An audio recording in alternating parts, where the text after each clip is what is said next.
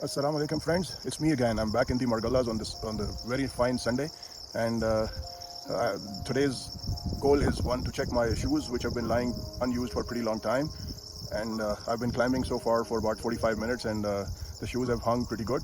And the second aim is to make wild tea in the jungle. I'll share with you as I go and make my tea. I have a further 30 minutes to climb, and then I'll reach that spot, which is pretty pristine, and I will be sharing my shoes journey as well and my tea journey as well. So hang on and be with me on this Sunday in this beautiful jungle. These are my trekking shoes, and so far they have done pretty good, despite of the fact that they've been lying unused for quite a long time, maybe almost 10 years, but still, there is no tear, and they've done pretty good in the water as well. So I'm sure that I'll be using these for a trek which I'm planning for later this year, which was on the hold due to floods in the northern areas. It's going to be really very adventurous and very tough when I'll be trekking along with a friend of mine from Kukush Lake and climbing on top of Bashkaro Pass and descending into the Ushu Valley and terminating my trip at Houdan Lake in Sawat. But it all depends on the weather, so just keep your fingers crossed for that trip as well. So far, this is where I am at the midway spot where I normally stop during my trek in the Margalas. I shared this one with you in my last video as well. Though there are no animals, wild animals in this jungle, I've never heard or come across one, but I can see some bones of which the flesh has been eaten off. There you see the skull as well. Maybe some animal died here and decomposed, or maybe some animal just ate it and left it to rot. This is where I am right now. I hope there's no cheetah lurking around and waiting for me to take a misstep and just grab me from the neck, but I'm pushing on. This jungle is still very untouched. Not a lot of people come here, and you can see no clear paths. I have to just make mine, and this is the place where there are those bushes, this one, that get stuck to your clothes and shoes and eventually pretty hard to take off, but still it's a fun place to be at. Though I had forgotten to bring my original trekking pole along, and after seeing those scattered bones, I have picked up this wooden staff, and I hope that I could scare off any cheetah attack using this, but let's hope there's nothing. And I can see an animal grazing at a distance. This is a cow, so it's pretty comforting. These animals normally sense if there's a wild animal around, so I think that there is nothing at the moment. So I'm about to reach my spot for tea. These bulls are watching me pretty intently, thinking me to be a predator, but I think that soon they will be comfortable, with me around as I'm comfortable having these cows grazing around, and we will get back to our business. They into grazing and me into making my tea, but they are pretty scared at the moment, looking at me. That strange, which I have now started to call a chichar booty, is all over my shoes and my trousers and my shirt and my hat as well, but I have absolutely no other option than to manually take them off when I go back and reach my home. So this is the common factor of this jungle. This seems to be a possible spot for making tea, but primarily because there are stones around, and you need to stop the wind blowing the fire off. So I'll make a makeshift stove here, and the another reason is that on this side it's a deep slope, so the cheetah cannot attack from this side, and there are these trees around, so they offer me a little bit of protection in case of a cheetah attack from I'm talking about cheetah. I hope there is no cheetah, but it's good to be pretty cautious about wild animals. I've never heard of any animal attack on this ridge, but on a bad day, so let's be very conscious. It's 1:31. I think I'll first make tea and then maybe offer my prayers here, and then start my journey downhill back to my home. Gee, folks, this is my picnic equipment for today. This small stove I've been able to make. This is my pot, but I think that the pot should be a wider bottom one, because it's really difficult to place it on these stones. It may slip. I'll see what happens when I light the fire. This is my backpack, small hiking backpack, which I've had since 1992 probably. I bought it in Houston and it's still with me. It has done a number of Hajj journeys with me, maybe 3 or 4. So it's a very lucky one. I use it for hiking as well as for Hajj as well.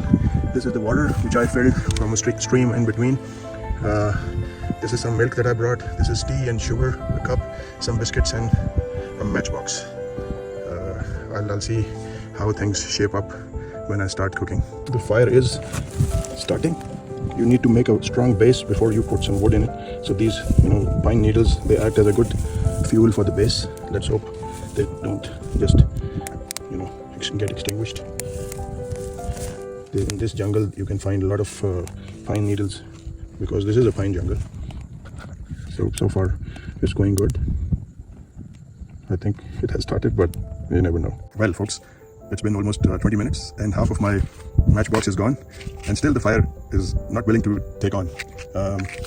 I think it's because of the dampness in the pine needles that I was using for fuel. There is no other improvised solution available here. I've been trying to, look around for some maybe discarded garbage bags, plastic, but there's none here because whenever I come, I burn everything that I bring along. So I'm not sure if I'll be able to make my tea. It's simply going to be some cookies, probably. I mean, I'm still hopeful that the rest of the matchbox is able to give me the fire that I'm trying to build here, but the weather is turning pretty scary in terms of, rain looming around on my head, but still I'm trying. I won't give up till I have that last, matchstick available with me. This is my weekend tea up till now. Still unable to, but something is coming up.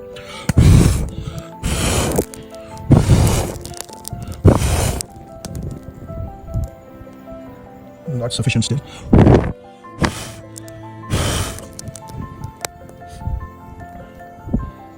I have used this another type of wood. This is chipping off the trunks of the fallen trees. I hope, but the amount of smoke that is coming out shows that this one is damp too. Let me see. My friends, the fire refuses to really light up. I have really given it all my efforts, and it has started to rain. And I think the idea of having tea in the wild is not going to really materialize. I have to let it go, and maybe simply the cookies and some milk will be good enough for today. Next time I'll come, I'll bring my, the gas stove along. So far, this is rainy season, and it's not a good idea to try to light the fire, especially when there's no dried wood around. I think a couple of years ago, when it was winter, we cooked a whole meal using this firewood, and it was pretty easily catching fire, but not today. Today is a rainy day and no dried fuel available. So I think I'll just pack up and head home and have my food there. Though I was starving, but if I would have had a hot cup of tea here, it would have been great, but I think it should be just water and cookies and homebound. No success today. I'm starting my journey back, and you can see just what kind of a weather it is for all around me. And it's raining, and I hope that I don't slip. But so far so good. It's really exciting. Let's hope the cheetah I was looking for is really not in for a hunt today. The rain is getting pretty intense, but I'm pushing on. I think it's really very nice to find this kind of weather today. It has never happened that I've been hiking in the rain, and today that opportunity is also enjoyed. I hope it goes all right and I don't slip, because it's a very stony sort of a track. The stones are pretty slippery when you're doing the downhill thing. So far it's okay. It has started to rain pretty hard, and I'm all soaked up. This is the only possible hideout from rain which I could come up with, so I'm going to use it as wind is blowing from that direction. So maybe I get saved from the rain here. Well, there is some respite, but still not fully covered. I don't think there is any other. Another mistake that I've done is not to bring the raincoat along. So it's all wet. I'm pretty much soaked. But here I am, trying to hide behind this rock, but there is no respite. My glasses are all soaked up, and I really couldn't see, because of the reflection. So I've taken them off. I hope I'm able to see clearly and descend down this mountain. But so far, it's all stuck. The rain is not abating, and instead of getting soaked sitting behind that rock, which was still not good enough, I've decided to push on. It's a hell of an experience today, walking in this rain. When I was coming up, this was just a path which I was following. Now it has turned into a stream, and it's just another experience of life, walking in the rain. It's dangerous. My shoes, which was the first one test today, have really, performed well, and so far providing me the traction and not slipping in. What was a dry path with nothing going has turned into a really roaring stream, and I have to cross this. Let me see what happens. Jump over it to this side. As I'm absolutely soaked, so it really does not matter anymore soaking up. But let's avoid walking in the middle of the stream. This Sunday hike, which was supposed to be some peaceful tea, has turned out to be really a once in a lifetime adventure. I'm sure nobody would have had this kind of an experience before, but I'm pushing on because there is no sign of the rain letting off.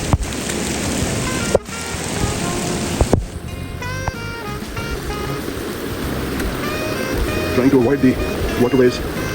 This was also a pretty, coming up I was planning to take a bath here in this. Still walking. And this is the path. Still looking in rain.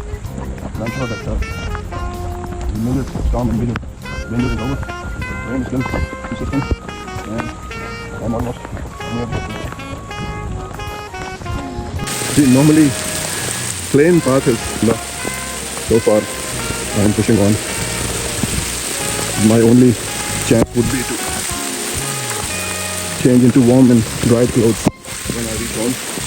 At the edge of this path, my stick is with me. I could have stopped at one of the villagers' home, but I don't think that the rain will, slow down or abate, so I'm pushing on.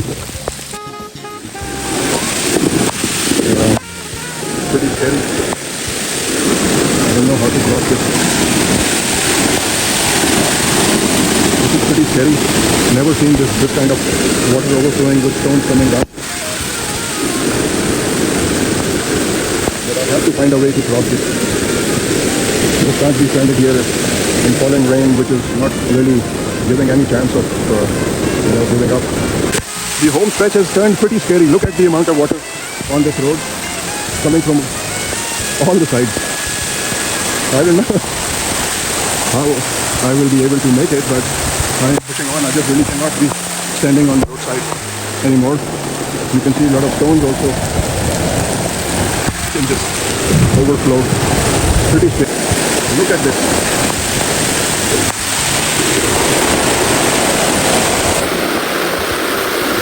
It's very, very scary. I have no choice other than pushing on. You cannot be standing here and just watching from the sidelines. I have to reach my destination. So I've decided to push on no matter what. I'm walking in the middle of this stone going. I was able to reach my den, the Midland Cottage, and now dried down, said my prayers, and now making some, things that I brought along. Something is being warmed up as well, so when I have a warm meal now, very relieved to be back.